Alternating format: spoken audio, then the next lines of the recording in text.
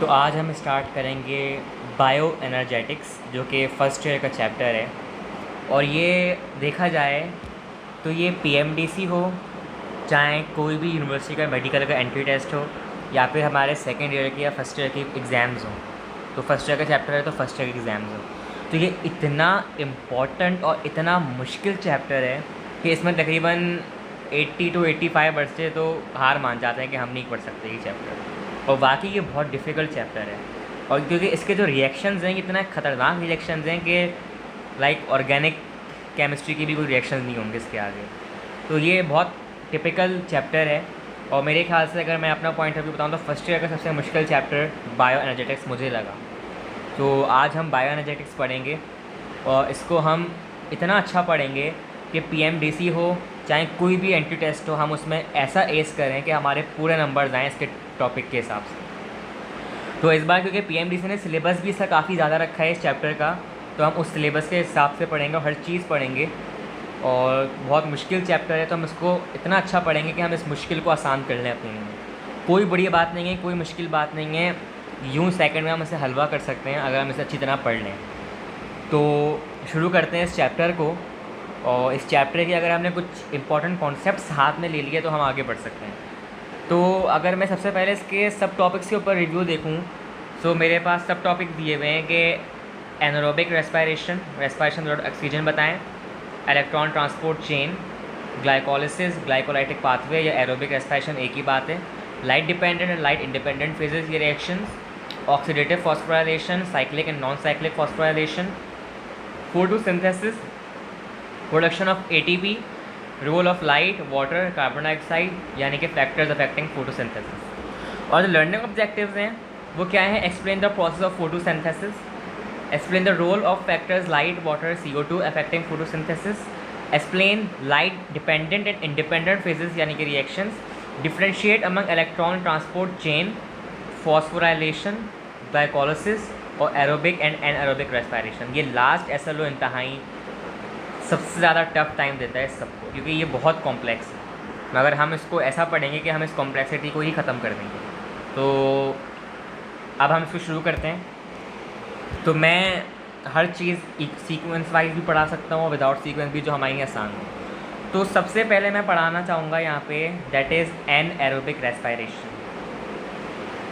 Anaerobic respiration हम basic से पढ़ के आए अपनी क्लासेस से कि एक एरोबिक रेस्पिरेशन होती है और एक एनारोबिक रेस्पिरेशन। एनारोबिक रेस्पिरेशन का मतलब है ऐसी रेस्पिरेशन जो विदाउट ऑक्सीजन हो, यानी कि in the absence of oxygen, oxygen नहीं।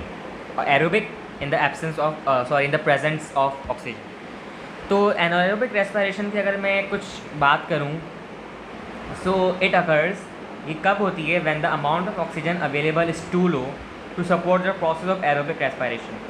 मतलब क्या है, मैं यहाँ पे लिख देता हूँ, एनएरोबिक रेस्पिरेशन अकर्स व्हेन, जब द अमाउंट ऑफ ऑक्सीजन, जो ऑक्सीजन का अमाउंट होता है अवेलेबल, इज़ टू लो, बहुत कम है, सपोर्ट करने की नहीं है, to support the process of aerobic respiration. जब एरोबिक रेस्पिरेशन हमें पता है प्रेजेंस ऑफ ऑक्सीजन में होती है, और क्योंकि हमारे पास ऑक्सीजन बहुत लो मिकदार में है, तो इसलिए हम फिर यूज़ करते हैं एनारोबिक रेस्पिरेशन का। तो हमारी बॉडी यूज़ करती है एनारोबिक रेस्पिरेशन का, ठीक है, जिसमें ऑक्सीजन की मिकदार नहीं होती। अच्छा, अब हमारे पास जो एनारोबिक रेस्पिरेशन है इसकी दो टाइप्स हैं। तो सबसे पहले मैं नंबर 1 को डिस्कस कर लेता हूँ यहाँ पे, एक मिनट। तो इसकी नंबर 1 टाइप है वो मेरे पास है दैट इज़ एल्कोहलिक फर्मेंटेशन। तो मेरे पास यहाँ पर जो टाइप है that is alcoholic fermentation which is the type of anaerobic respiration. So alcoholic fermentation में मैं डेफिनेशन लिखूँगा इसकी, इन प्रिमिटिव सेल्स, जो कि हमारे पास प्रिमिटिव सेल्स होते हैं, मैच्योर और permanent cells, or and in some eukaryotic cells, जो कि यूकैरियोटिक सेल्स हैं, multicellular organisms, such as yeast, pyruvic acid is, यानी कि यीस्ट अगर मैंने एग्जाम्पल ली तो उसमें क्या होता है, पायरोविक एसिड है, इस फर्दर वो मज़ीद ब्रेक डाउन होता है। तो पायरोविक एसिड किस में ब्रेक डाउन होता है, बाय किसके ज़रिए, अल्कोहलिक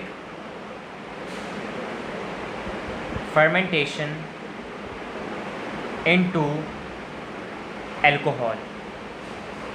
अल्कोहल बोलें तो इथाइल अल्कोहल C2H5OH, और उसके साथ रिलीज़ करता है कार्बन डाइऑक्साइड। तो अगर मैं इसका रिएक्शन लिखूं दैट C3H4O3, 2 मोल्स लिए मैंने इसके, विच इज़ पायरोविक एसिड, या फिर इसको एक और नाम देते हैं पायरुवेट।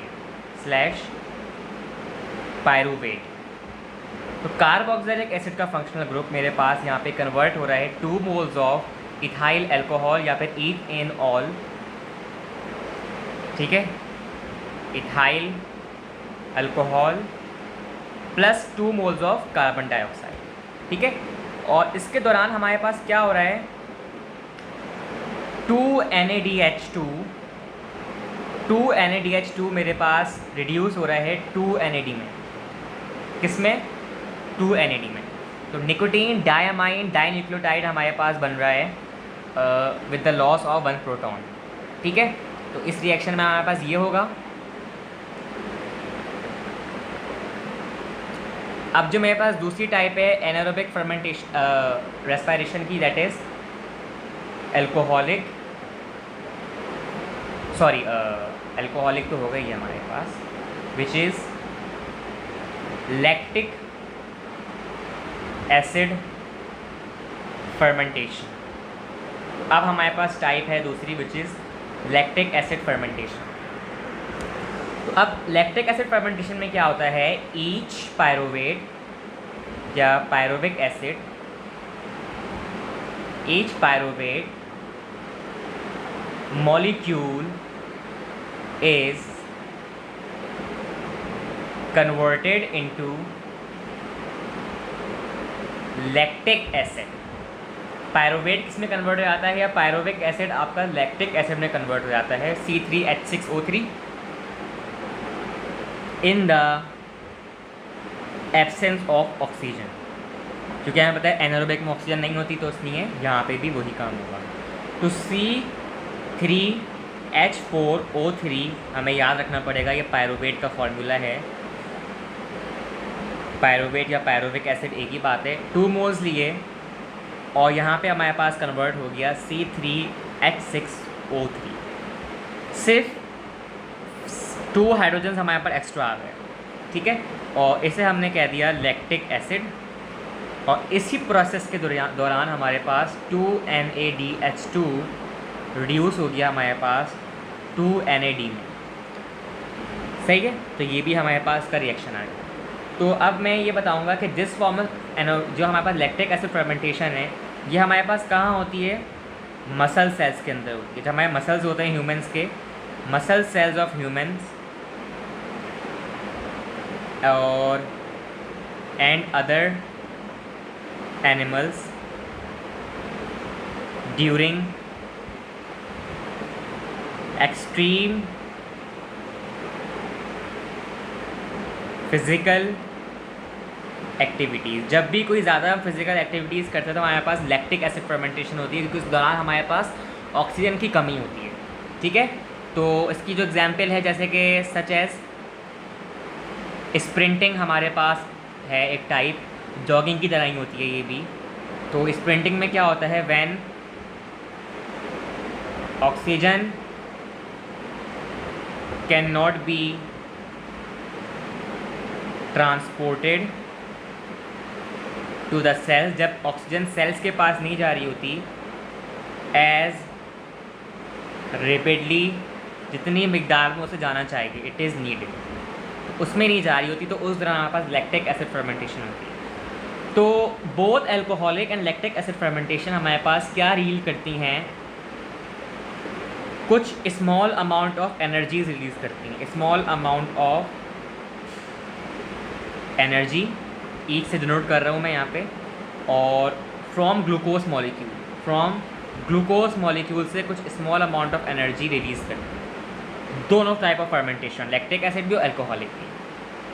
और जो only about 2% of energy present within the chemical bonds of glucose is converted into adenosine triphosphate ATP। मतलब 2% जो हमारे पास एनर्जी है ग्लूकोज के बॉन्ड के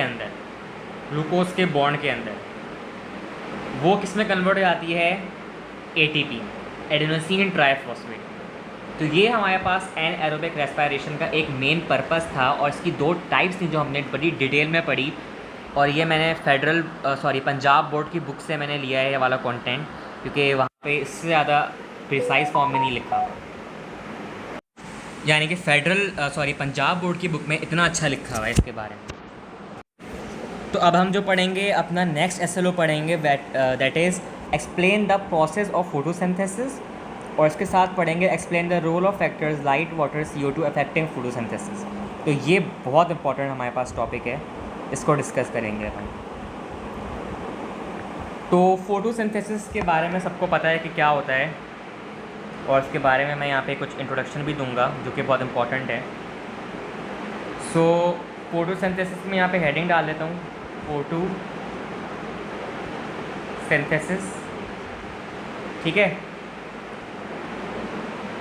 तो अब हमें पता है कि जो फोटोसिंथेटिक लीव होता है, तो वो कार्बन डाइऑक्साइड को अपने अंदर लेता है, और उसके अंदर क्लोरोफिल होता है। तो मैं इसकी यहाँ पे डेफिनेशन ही लिखूँगा, द फोटोसिंथेसाइजिंग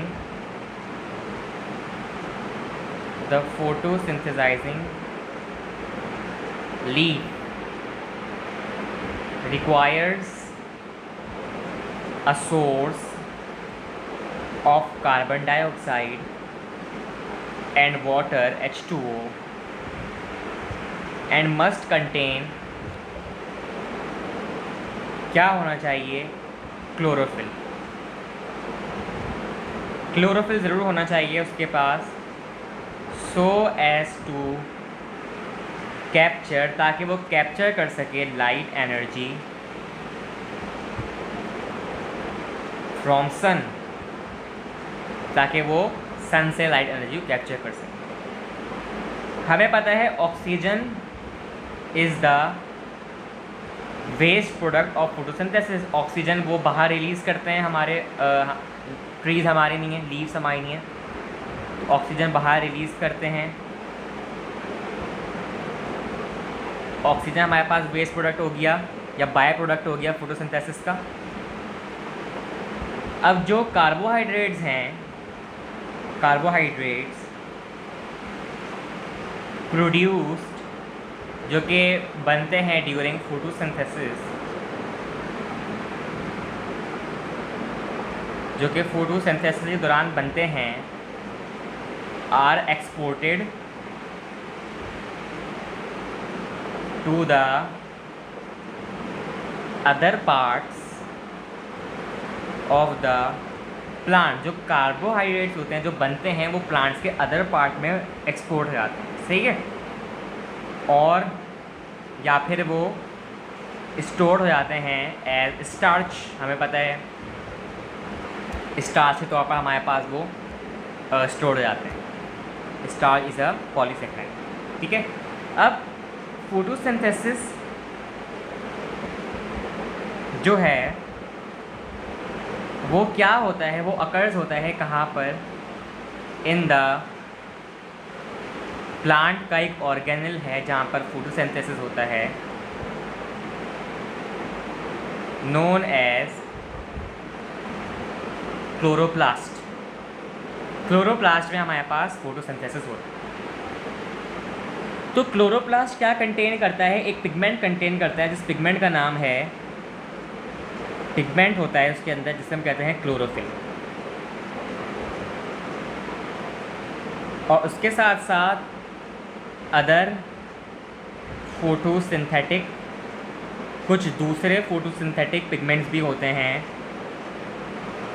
ठीक है, located on a system of membrane. अब ये चीज़ बड़ी याद रखने की है जो मैं कह रहा हूँ कि क्लोरोप्लास्ट के अंदर पिगमेंट होता है क्लोरोफिल और कुछ अदर फोटोसिंथेटिक पिगमेंट्स भी होते हैं जो लोकेट करते हैं एक सिस्टम ऑफ मेम्ब्रेन के ऊपर with in the ground substance.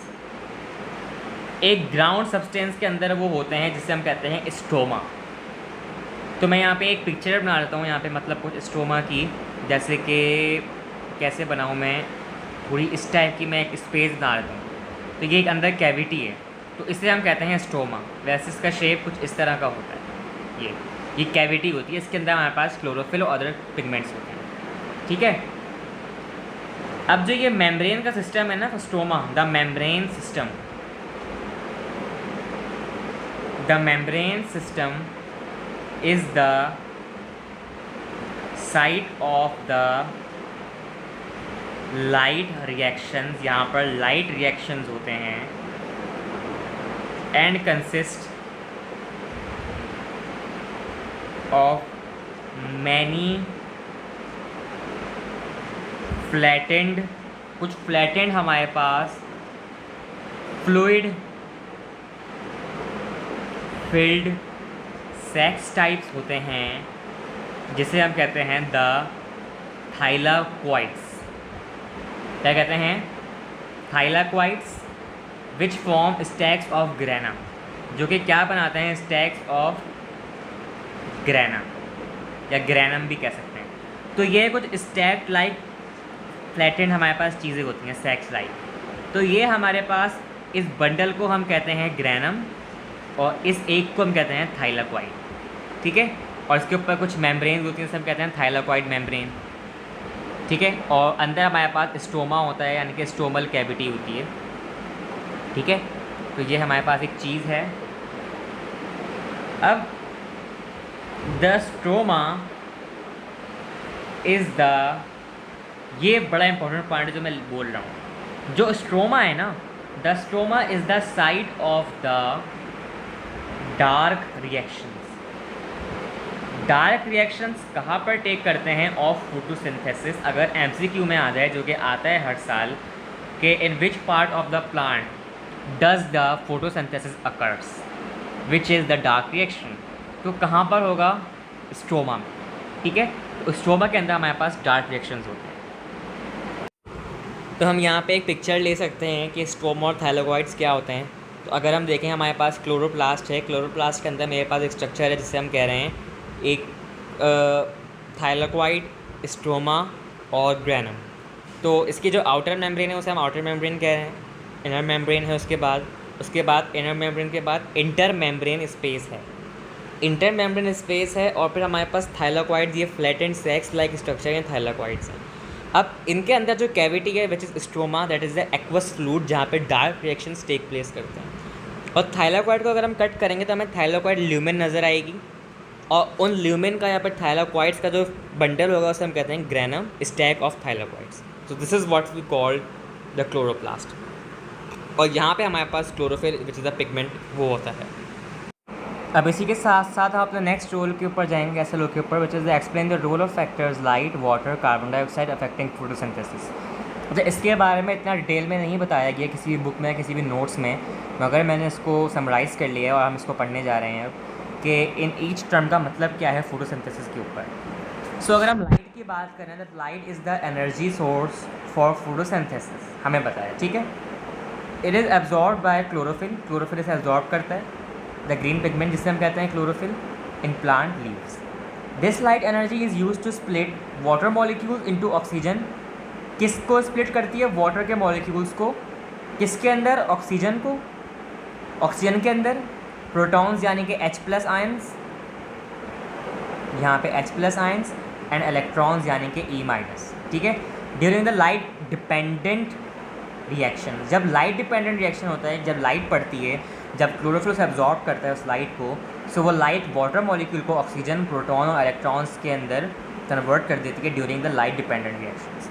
The energy from light is also use to produce ATP, ATP भी प्रोड्यूस करती है जो लाइट से एनर्जी आती है हमारे पास, and NADPH, nicotine amide di nucleotide phosphate, which are essential for the next stage of photosynthesis 1, जो अब हमारे पास नेक्स्ट स्टेज ऑफ फोटोसिंथेसिस के लिए काम आएगा. So this is the role of light in the process of photosynthesis. अब हम आगे बढ़ते हैं. कार्बन डाइऑक्साइड का क्या रोल है हम वो पढ़ते हैं. तो carbon dioxide is one of the key reactants in the photosynthesis, यानी कि रिएक्टेंट है, ये प्रोडक्ट नहीं है. अभी हमने पढ़ा कि दिस इज़ द रिएक्टेंट जब वो लीड एब्जॉर्ब करते हैं carbon dioxide during the Calvin cycle, यानी कि जिसे हम कहते हैं लाइट इंडिपेंडेंट रिएक्शन, जो कि हमारे पास स्टोमा ऑफ द क्लोरोप्लास्ट होता है. तो carbon dioxide is fixed into organic molecules. Carbon dioxide हमारे पास कुछ ऑर्गेनिक मॉलिक्यूल्स के साथ फिक्स्ड हो जाती है केल्विन साइकिल या फिर लाइट इंडिपेंडेंट रिएक्शंस के अंदर. ठीक है. अब जो एंजाइम रुबिस्को है, राइबोलोज bisphosphate, helps incorporate carbon dioxide into a 5 carbon sugar called ribulose bisphosphate. अब जो रुबिस्को है हमारे पास एंजाइम है, ये एंजाइम है रुबिस्को, ये हेल्प करता है कार्बन डाइऑक्साइड को 5 कार्बन शुगर के अंदर राइबुलोज बिसफॉस्फेट के अंदर कन्वर्ट करने के लिए. ठीक है. अब राइबुलोज बिसफॉस्फेट हमारे पास, this process eventually leads to the production of glucose. ये ग्लूकोज की प्रोडक्शन कर देता है ये वाला process, which plants use as an energy source and building material, जो कि अब प्लांट्स अपने एनर्जी और बिल्डिंग मटेरियल के लिए एज अ सोर्स यूज़ करते हैं. ठीक है. हमारे पास ये वाली टर्म भी हो गई. अच्छा, अब वाटर का काम क्या है, और H2O. Water is crucial for photosynthesis as it provides the electrons and protons needed for the light dependent reactions. Light dependent reaction में वाटर एक मेजर रोल करती है इलेक्ट्रॉन और प्रोटॉन से प्रोवाइड करने के लिए. When water molecules are split by light energy, जब लाइट एनर्जी को स्प्लिट करती है, oxygen is released as a by product. Oxygen as a by product release करती है. This is the role of water. The electrons from water are use to replace those lost by chlorophyll in the light dependent reactions, ensuring the continuous flow of electrons through the electron transport chain. अब जो electrons हमारे loss हुए थे उसको replace कर देता है ये वाटर के ऑक्सीजन के मॉलिक्यूल्स के इलेक्ट्रॉन्स से, जो हमारे लॉस हुए थे क्लोरोफिल के ज़रिए लाइट डिपेंडेंट रिएक्शंस में, ताकि आपकी इलेक्ट्रॉन का एक ट्रांसपोर्ट चेन फ्लो कंटिन्यू रह सके.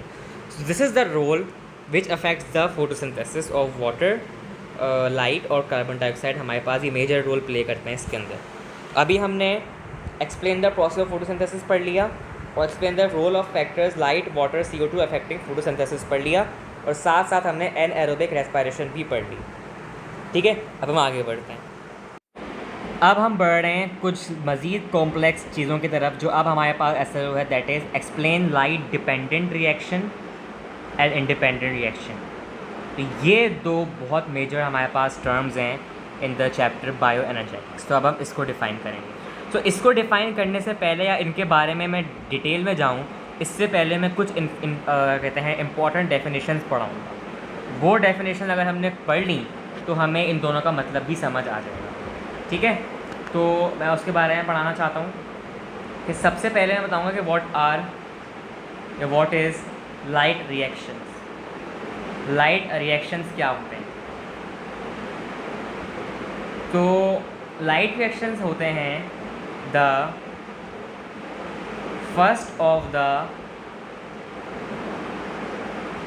टू डिस्टिंक्टिव, जो हमारे पास दो बड़े अलग अलग first distinctive sets of reactions हैं, sets of reactions in photosynthesis के अंदर. ठीक है. इन विच, जिसके अंदर लाइट एनर्जी रिक्वायर्ड होती है, इज़ रिक्वायर्ड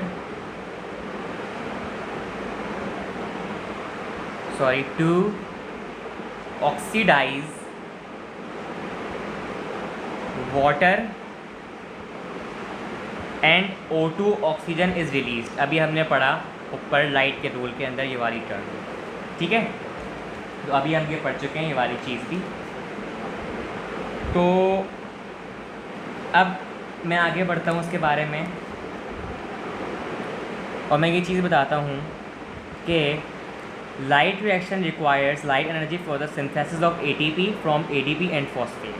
मतलब क्या है कि लाइट रिएक्शन क्या करता है, इम्पॉर्टेंट है for the synthesis of light reaction. किसके लिए इंपॉर्टेंट है? सिंथेसिस ऑफ एटीपी यानी कि एनर्जी सोर्स, एडेनोसिन ट्राइफॉस्फेट।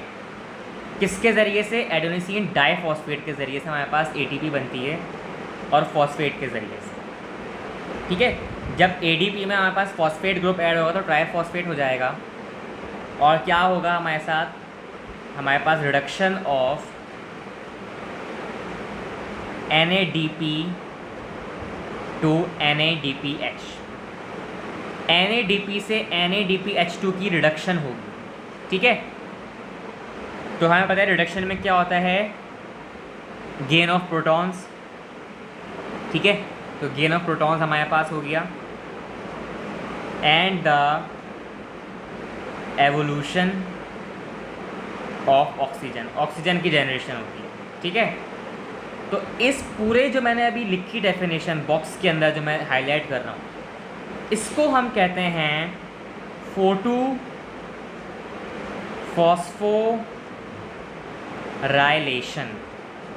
क्यों कह रहे हैं इसे? क्योंकि फोटो यानी कि लाइट,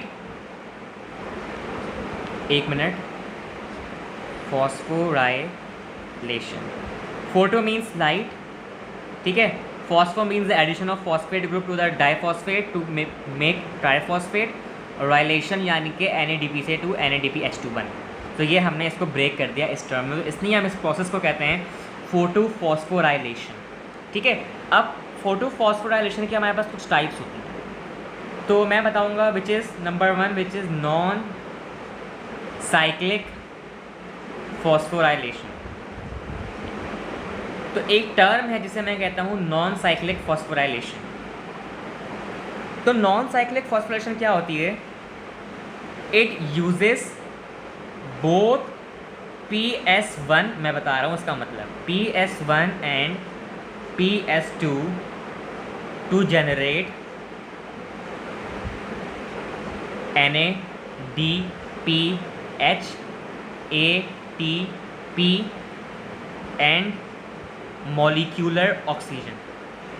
तो नॉन साइक्लिक फॉस्फोराइलेशन मेरे पास एक ऐसा टर्म है जो कहती है, जो यूज़ करती है फोटो सिस्टम 1 को और फोटो सिस्टम 2 को। PS stands for photo system और 1 और 2 टू जनरेट NADPH, ATP और मॉलिक्यूलर ऑक्सीजन। ठीक है, तो अब मुझे ये नहीं पता कि फोटो सिस्टम 1 क्या होता है, फोटो सिस्टम 2 क्या होता है, तो मैं इसके बारे में डेफिनेशन देता हूँ कि what are these both terms. So photo system 1 जिसे हम कहते हैं, यानी कि लाइट को केमिकल एनर्जी में जो कन्वर्ट करते हैं, हमारे पास 2 टर्म्स होती हैं, फोटो सिस्टम 1 और फोटो सिस्टम 2। तो PS1 फोटो सिस्टम 1 में जो एब्जॉर्ब वेवलेंथ होती है लाइट की, वो होती है नियर 700 नैनोमीटर। तो 700 नैनोमीटर की एब्जॉर्बेंस होती है फोटो सिस्टम 1 में, और PS2 के अंदर जो मेरे पास एब्जॉर्बेंस होती है वो होती है most strongly absorbs light with a wavelength near 680 nanometer. तो 680 नैनोमीटर की वेवलेंथ PS2 में हमारे पास एब्जॉर्ब होती है। ठीक है, तो ये हमारे पास कुछ इंपॉर्टेंट टर्म्स आ गई जिसके बगैर हम शुरू नहीं कर सकते। और नॉन साइक्लिक फॉस्फोराइलेशन में हमारे पास ये दोनों सिस्टम इन्वॉल्व होते हैं, अभी हमने पढ़ा। ठीक है, तो अब मैं आगे बढ़ूँगा। तो उसमें कहते हैं कि 2 इलेक्ट्रॉन ट्रांसपोर्ट चेन, एक ट्रांसपोर्ट चेन होती है जिसे हम कहते हैं इलेक्ट्रॉन ट्रांसपोर्ट चेन। अब जब 2 electron transport chain are involve होती हैं, इन्वॉल्व किसके अंदर? लाइट रिएक्शंस के अंदर, इन लाइट रिएक्शंस, तो उसको हम कहते हैं जेड स्कीम। तो वो कुछ इस तरह होती है, ये इस तरह कुछ हमारे पास सिंबल होता है, तो इसे हम कहते हैं जेड स्कीम। और इसमें हमारे पास 2 ट्रांसपोर्ट चेन्स इन्वॉल्व होती हैं, तो इसलिए हम इसे कहते हैं Z type structure, Z scheme. तो पहली जो हमारे पास इलेक्ट्रॉन ट्रांसपोर्ट चेन होती है, first ETC short form electron transport chain produces ATP, पहली एडेनोसिन ट्राइफॉस्फेट जनरेट करती है, और सेकंड इलेक्ट्रॉन ट्रांसपोर्ट चेन क्या प्रोड्यूस करती है, NADPH। तो ये दोनों हमारे पास सोर्सेज ऑफ एनर्जी प्रोड्यूस करती हैं इलेक्ट्रॉन ट्रांसपोर्ट चेन। तो ये हमारे पास एक मेजर फंक्शन आ गया। तो आज की क्लास में यहीं तक रखूँगा और मैं यहीं पे एंड करता हूँ, क्योंकि अब जो मैं आगे पढ़ाऊँगा वो इंतहाई मुश्किल चीज़ है। तो उसके लिए अगर हमें ये कॉन्सेप्ट्स क्लियर नहीं होंगे जो आज हमने पढ़े इस आधे घंटे के लेक्चर में, तो हम आगे नहीं बढ़ सकते। तो इसलिए तो जो अब हम इंशाल्लाह नेक्स्ट क्लास में आगे कंटिन्यू करेंगे और अब हम इसको आगे देखेंगे।